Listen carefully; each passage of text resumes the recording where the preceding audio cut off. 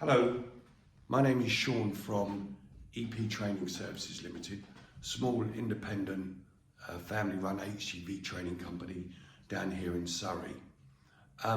We put this video together to give you a bit of an idea about what you need to do, what the process is, what the pitfalls are, idea of costs, so on and so forth, all associated to gaining your HGV licence.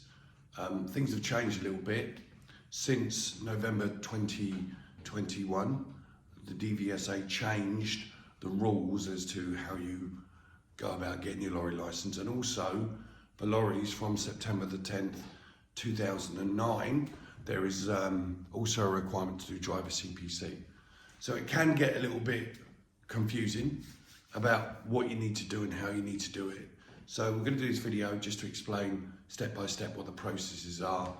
I'm going to use a little check sheet here because, as you'll probably see, I can just wax lyrical all day long, but I need to keep to the subject matter. So if you're watching this video, there's probably a very good chance that you are interested in obtaining your HGV licence.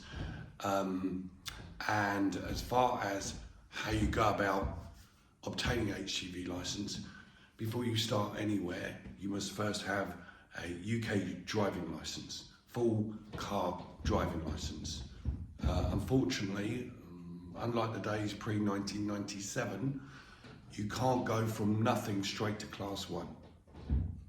These days you must have a car licence in order to then go on and apply for the provisional. So we're going to assume now that you've got a driving car licence and you're now looking to embark on getting your lorry licence. For the first step in this process, before you do anything, because you don't have it automatically, is to apply to the Driving Vehicle Licence Agency, DVLA, for your provisional HGV entitlement. You see I've done a little step-by-step guide on the board here. So everything starts with what we call your provisional and your medical. So DVLA want to make sure that your health is relatively good, that your eyesight is okay, and that your blood pressure is not too high. So initially you must undergo a very basic medical just to confirm you are physically fit to drive that vehicle. So as far as the medicals go, yes, you can book it with your GP. Getting an appointment with the GP can be a bit of a nightmare. There are companies out there that just specialise in doing your medicals for the HGV licence, or indeed renewing your HGV licence. And with the internet, it's probably a good idea maybe to go online and look for HGV medicals, and there are companies that will arrange that for you in your local area. As far as how much they charge, it should be considerably less than what your GP will charge. So in the first instance, unless of course you're going to go to a training provider, a good training provider that will manage the whole process for you, and if that's the case, they'll no doubt sort out your medical for you. But if they don't, and if you want to do it yourself, probably advise just go online and check out who's in your area. As far as doing the medical, I've got a couple of forms here. This is the required information, or forms rather, that must be filled in by you and by the doctor in order to apply for your provisional. So if we just have a look at the medical first. So when you book your medical, chances are your training provider or this agency you're going to see that will book your medical for you, for example D4 Medicals, chances are they will have one of these already for you, what we call a D4 medical form. This has got to be completed in part by you with some of your details on here. You must put your name and date of birth at the bottom of every page. You must also put your name, signature and date it. Once you put your basic information in, the doctor will then complete the rest. A lot of this is based on questions they're going to ask you, but they will need to take your blood pressure. So a lot of people don't realise that their blood pressure is high, and that can be a problem, heart attacks and so on and so forth. So as far as the requirement goes, for blood pressure, as long as you have less than 180 over 100, as long as you have less than that on both of those, you meet the requirement to get your HGV license. It may be a good idea before you embark on your medical just to check what your blood pressure is. Because if it is too high, if it's over 180 or 100, that application, there's no point in sending it off to DVLA, they'll reject it. If your blood pressure is too high, we advise you go and see your doctor, get him to prescribe you some tablets to reduce that blood pressure. So the main thing they're going to check is the blood pressure. They're going to do an eyesight check as well, so they're going to use one of the Snell charts, and you must read the letters off. Other than that, they're going to ask you about any medication you're currently undertaking, anything like that. But the medical itself will take about 15-20 minutes. So once this is completed, you have to send this off to DVLA. And just bear in mind that these medicals, from the date of medical, they're valid for 4 months. So you must get this in, the provisional application, to DVLA well within 4 months of the date of your medical. Otherwise, you'll have to do another one. The other thing you've got to fill in is called a D2. It's an application for lorry, bus or minibus driving licence. So this is all stuff to do with your provisional application for your HGV. So when you send in that medical form, you've got to send this in as well, and you've got to tell DVLA why you are sending this in, what you're applying for. The application itself is quite straightforward. Looking at page 1, just put your personal details in here. If you have a photo card licence, driving licence, and if you look at section 4B on your licence, it will have an expiry date for your photo. If your licence is coming up for renewal, you'll have to renew your photo. However, if section 4B is still well within date, you do not need to put a photo on here, okay? As far as this side goes, the left-hand side, predominantly they're asking you, why are you sending this in, what do you want? So if you look at the top there, it relates to applying for the provisional entitlement. So you can apply for the C1, the C, the C and E, you can apply for the bus. If you want our advice, just to ensure there's no issues, as far as the provisional goes, tick every conceivable box, because you don't know what you're going to do later in life. And not only that, if you've got all the boxes, there's no chance of missing any of those out. The rest of this information, most of the time you don't need to get involved in it. And if we just open it up here, they're going to ask you about any health conditions you have. You have to declare these. Look, ID, who you are, somebody verifying who you are. You don't need to complete that form, that part, if you have a plastic part of a driving licence, because they already know who you are. So you complete this D4 form. You also complete the D2 form, make sure it's all completed. Obviously, if you go with a trading company, they should check that thing for you as well. Obviously, you've got to sign and date it as well on the D2 form. But then the D2, the D4, along with your driving licence, your plastic part of your driving licence, you must send that to DVLA as well. If you have lost your licence, on the D2 form, there is an opportunity for you to tick that you've lost your licence. But the idea is you shouldn't have more than one licence, and we're sending this off to then gain your provisional licence, so they're going to send you another licence back. So if you can, D2, D4, driving licence, put it in an envelope, goes to DVLA SA 99 1BR, don't forget to put a stamp on it. So that's gone off. As far as the turnaround time, DVLA seem to have got their act together a little bit more, in as much as you should get that licence back within about 2 weeks. The licence is going to come back to your home address. Please be aware that your licence itself, i.e. the plastic part, is not going to change. Your plastic licence on the back, where you've got all the categories listed, all that list there is what you are entitled to drive currently. It has no relation, nothing to do with provisional. Back in the day, we had 2 parts of your licence, plastic part, counterpart. If you recall, I think it was 2014, they did away with the counterpart. So your provisional is online. If you get your license back, can I advise that you then Google check my driving license, go on the .gov website, put in your driving license number, national insurance number, postcode, and just check to make sure the provisional is there. But if your forms are filled out correctly, it shouldn't be a problem. Now, once your provisional has come back, you can then start doing the process in as much as theories and practicals. And we're going to go through all that process in a moment. So license comes back. The idea then is to be booking some theory tests. Let's get the driver CPC thing out the way first. Okay, driver CPC for lorries came in 10th of September 2009. And it says all new and existing lorry drivers, if they wish to drive commercially, they must have a thing called a driver CPC qualification card, a thing called a DQC, which is valid for 5 years. What a lot of people don't understand or don't fully aware of, because there's not much information out there about that, is a thing called initial CPC.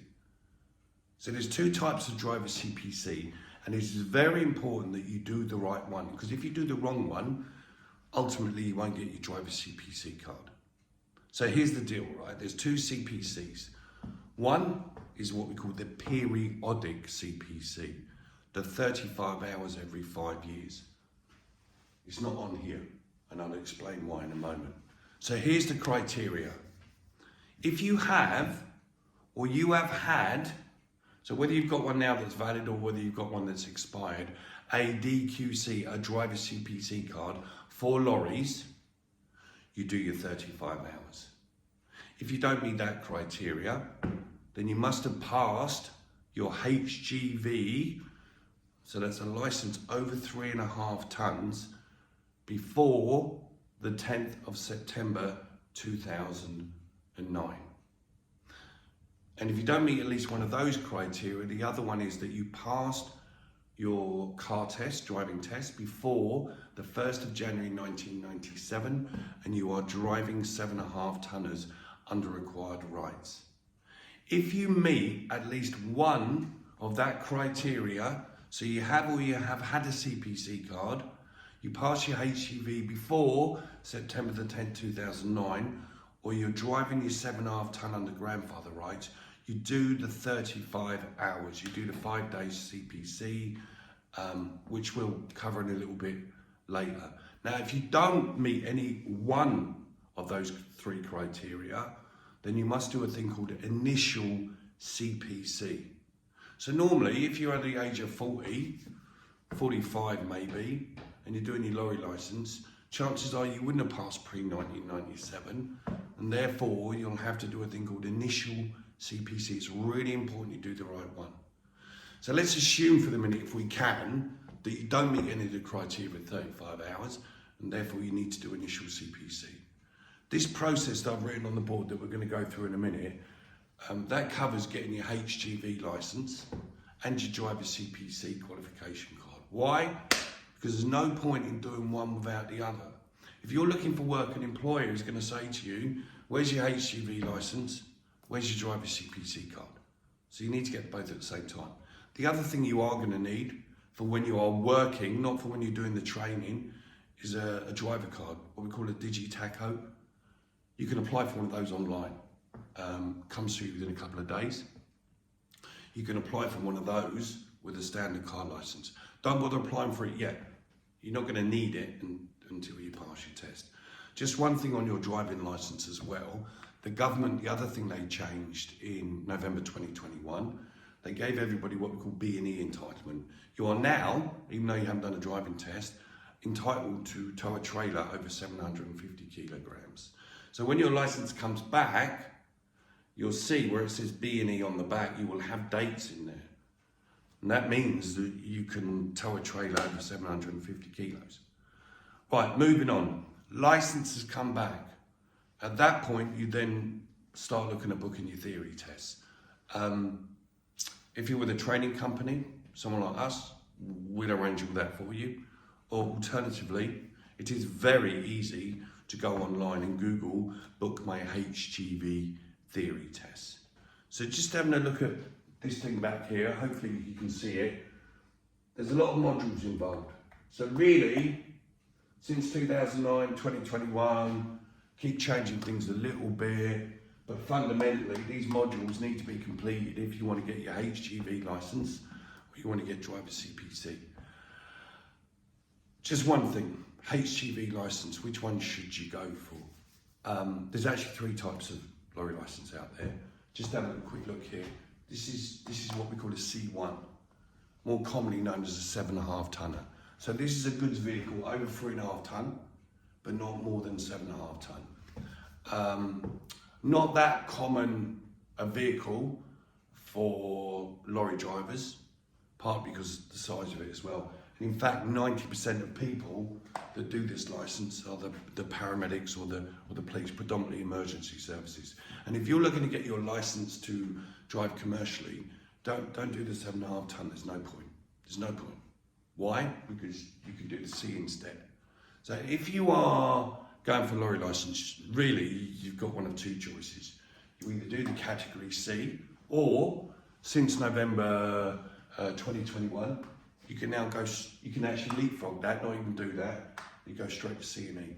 And the reason they brought that in, if you recall, after COVID, there was a serious issue with a driver shortage, and the government, I think it was Grant Shapps, changed the rules. So a bit like pre-1997, you now have the opportunity to go from car straight to class 1.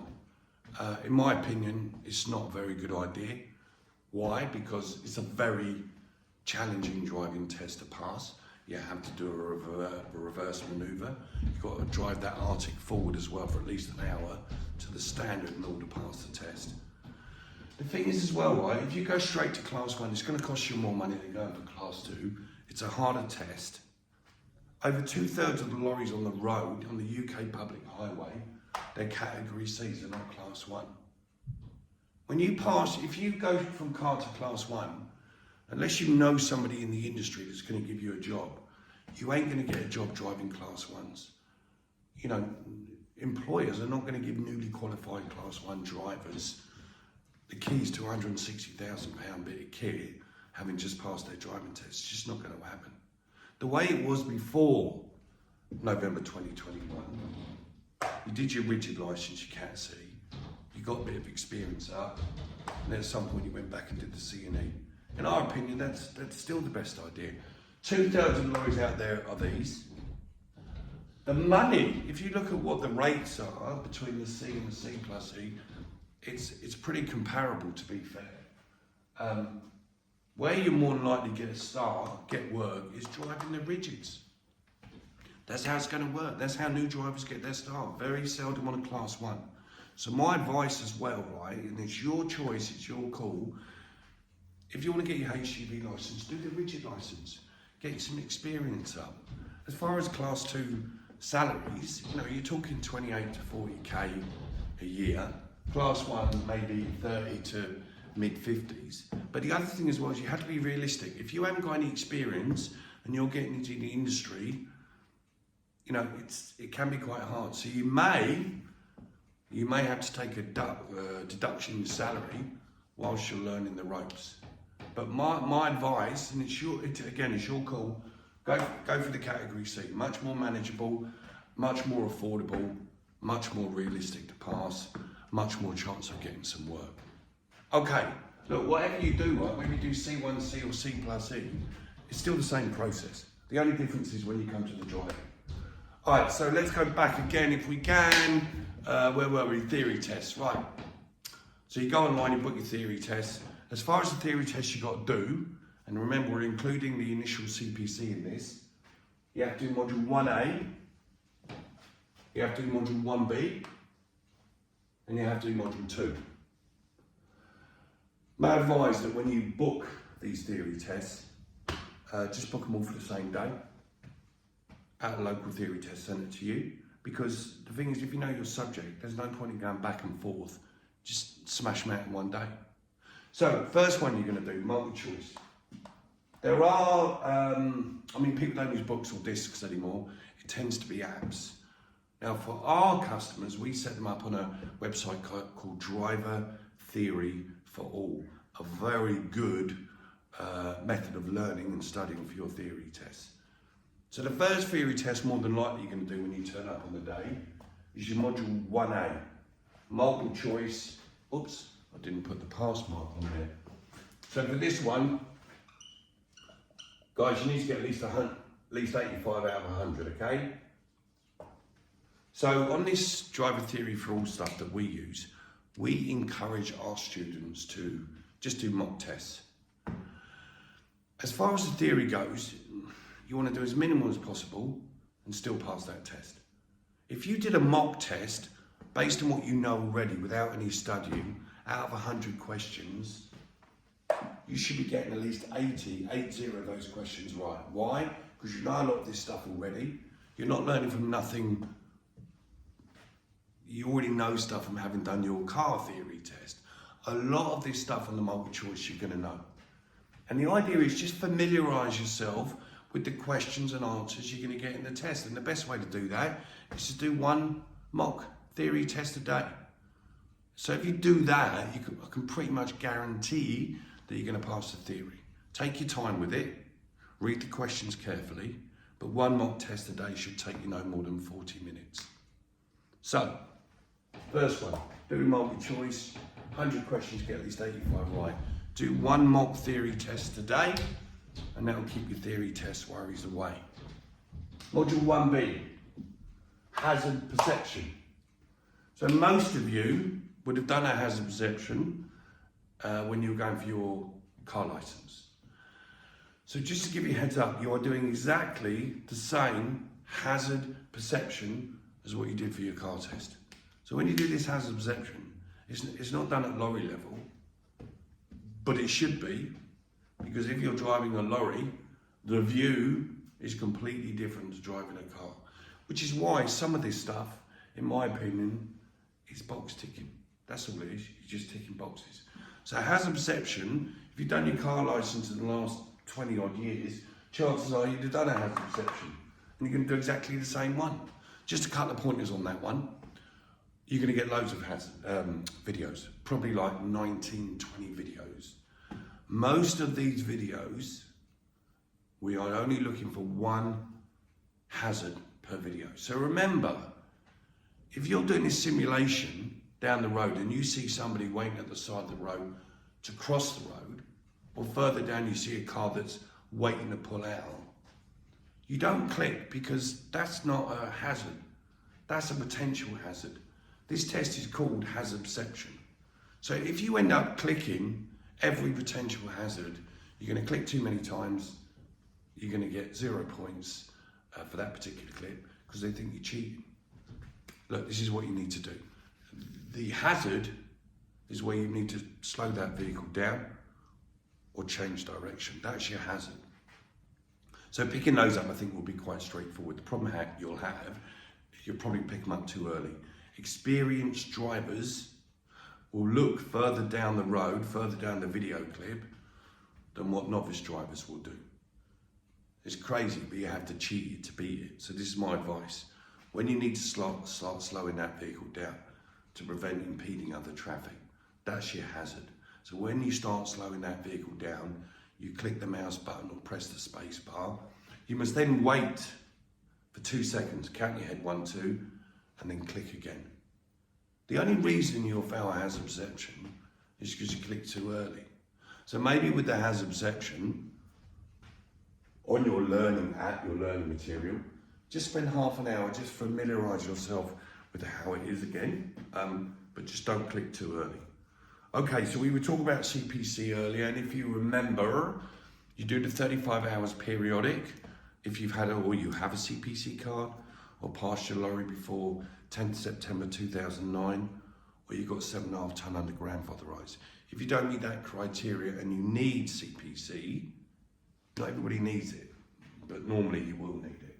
And check driver CPC exemptions to see if you do or you don't. More than likely, you're going to have to be doing this driver CPC case study. Another theory test. That's say why you do it at the theory test centre. Oh, sorry. Hazard perception. The score is out of 100. You need to get at least 67. The CPC case study, theory test. So what's going to happen there, you're going to be given 7 scenarios, stories, situations about lorry drivers and what they do in their working life. Each story, each case study, you're going to get 6 to 8 questions with multiple choice answers. If you read the case studies, the answers are in the case studies. It's also multiple choice. The answer is listed there for you.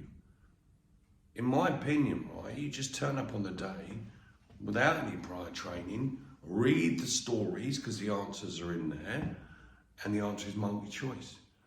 All the learning material that is available out there for the Driver CPC Module 2 is not verbatim, not word for word, what you will find in the test proper. So you don't actually know what it is you're going to be asked. If you're a book person, there is the official guide to driving HGVs, which is a very good reference point and covers the syllabus, but it's not going to have the questions and answers in it. Having said that, most people just walking off the street for the CPC, they read the scenarios, they work it out from there, and it's got multi-choice. So please don't lose any sleep over CPC. The theory tests, they are all independent of each other. So if you fail the multi-choice, pass hazard perception, pass CPC, you just come back and sit the multiple choice. But to be honest with you, you're well within your power of passing these theories first time. Theory tests are an inconvenience, but if you do what we say, 1 a day on the multi-choice, don't click too early on the hazard perception. CPC's easy. It shouldn't take you 8 hours a day to study for this stuff.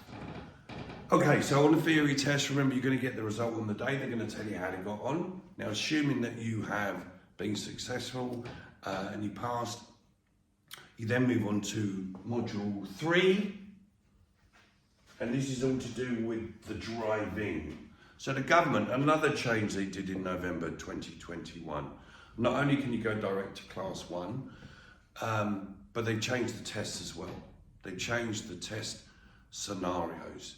Pre-2021, the scenario would be you would arrive at the driving test centre, you would do some tell me, show me questions, you would do what we call an off-road manoeuvre, a reversing exercise, and with the Arctics, take it apart, put it back together again. Now that part of the test still remains, but it's not really done by the DVSA, by the government anymore.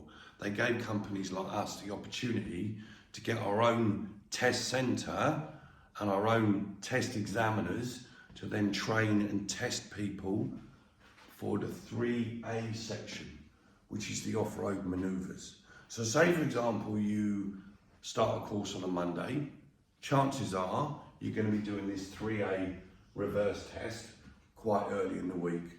Why? Because you need to get it out of the way. It's good to get it out of the way because then you can focus on the driving.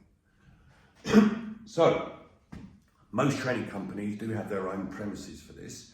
So the reverse bit, the 3A, that will be normally delivered and arranged by your own training provider.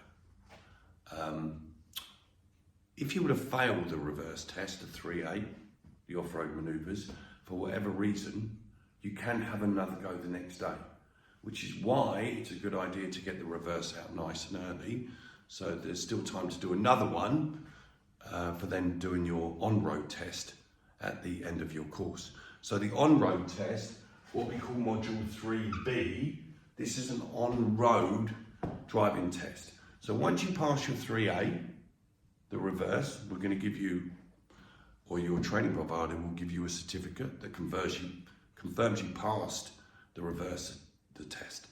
When you go and do the driving test proper, you must take this certificate with you, which is also valid for 6 months.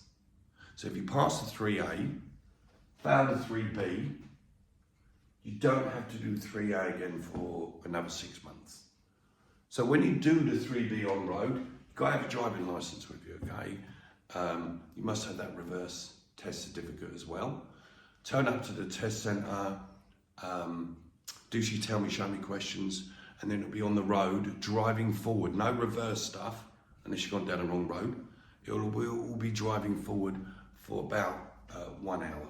And it's really, really challenging, the driving test as well. The exams are fair, but then again, you make one serious error and that's it, game over. So with the 3B, the on-road driving, that's really what it's all about.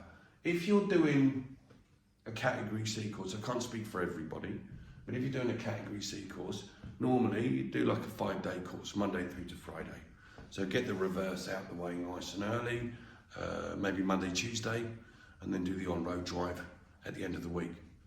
If you're going straight to class 1, so we here, if you want to go straight to class 1, no problem at all. But you're going to do an 8-day course because there's more to cover. You've got to learn how to reverse a trailer. You've got to learn how to take it apart, put it back together again. And you've also got to be able to drive that vehicle on the road for 1 hour to a good standard. Just be aware of many training companies that offer car to class 1. Because I've discovered that when you turn up and do your car to class 1 course, chances are, very good chance, day 1, you're not going to be driving one of these. They put you on one of these first, a category C. So let me get this right again. You are paid and you're booked in to do a C&E course, class 1. You turn up day 1, you don't drive a C&E, you drive a C. And the training companies say you do that because we want to get used to a larger vehicle and also see if your driving ability is good enough to go up to the C&E. So where we are, us, if you book in a C&E course, that's what you're going to do. You're going to do a C&E course. You're not going to start on a C. What's the point? You pay for one of these. Just be aware, right? And again, I said earlier, just because you paid the money, there's no guarantee that you're going to get that. So, as far as the training goes, I mean, on a C1, you're talking 3 days. C, 5 days, C&E, 8 days. There'll be companies out there that do it over a shorter period, maybe a little bit cheaper as well. You can't compromise on the driving. It's the most expensive bit, and you need to be ready. It's no good just trying to wing it by going for a cheaper option. So yeah, cheaper option. So the driving is the most expensive bit. So we mentioned earlier, you've got a couple of choices. Like you can do this provisional medical, book your theories yourself. Obviously the practical bit, you're going to need to go to a training company to undertake that. And you might decide to go to the training company and get all that done. My advice is please, please, please be very careful about what you find online and who you decide to spend your money with. So in our industry, since the internet really took off, there was a lot of companies who advertise online who give you the impression that they're a national HGV training and recruitment company that have got training centres in your area, and they'll guarantee you a job and you'll be earning 50-odd thousand a year, whatever. Look, if it sounds too good to be true, it normally is. There's a lot of people out there making money or taking advantage of a lot of people out there.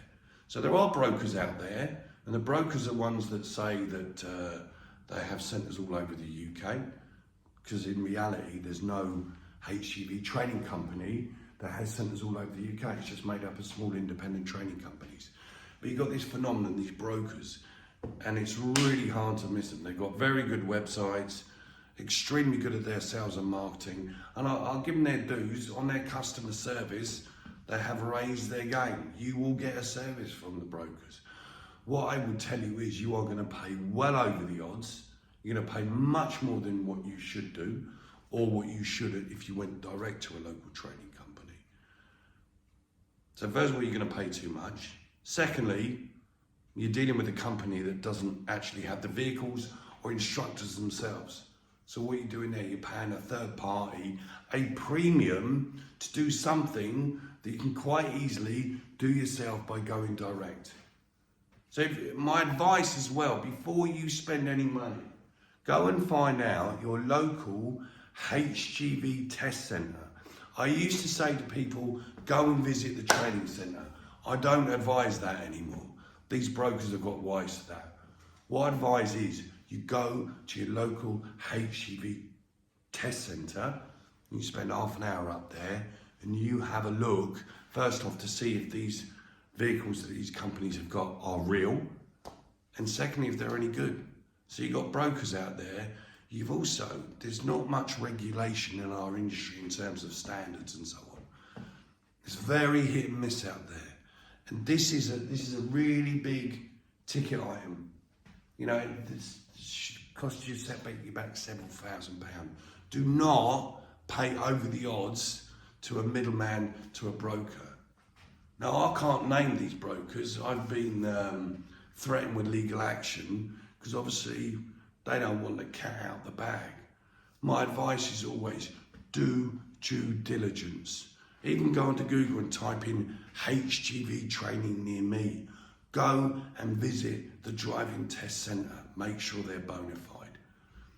Okay, once you've done the theories, once you've done the driving, then there's one more thing to do, which is the practical CPC. So in order to get your CPC licence, you do the module 2, the case study, and you do a module 4, practical demonstration test. Where it says practical demonstration test, this is not driving. You've already done that on the 3A and the 3B. The module 4 is all about what a lorry driver does whilst working, whilst not driving. So for example, they might be required to load vehicles. So you might have to show us how to use different restraining devices. They may have to work out if vehicles are overloaded or not. They may have to do a walk-round check on the vehicle to make sure it's in good condition. They may have to check for illegal immigrants and contraband. So it's like 5 questions, scenarios, and the idea is you use the vehicle to demonstrate your answers. But there's no driving in this. Suffice for a rolling brake check. So, just going back to this again, all starts with the provisional, right the way down to the module 4.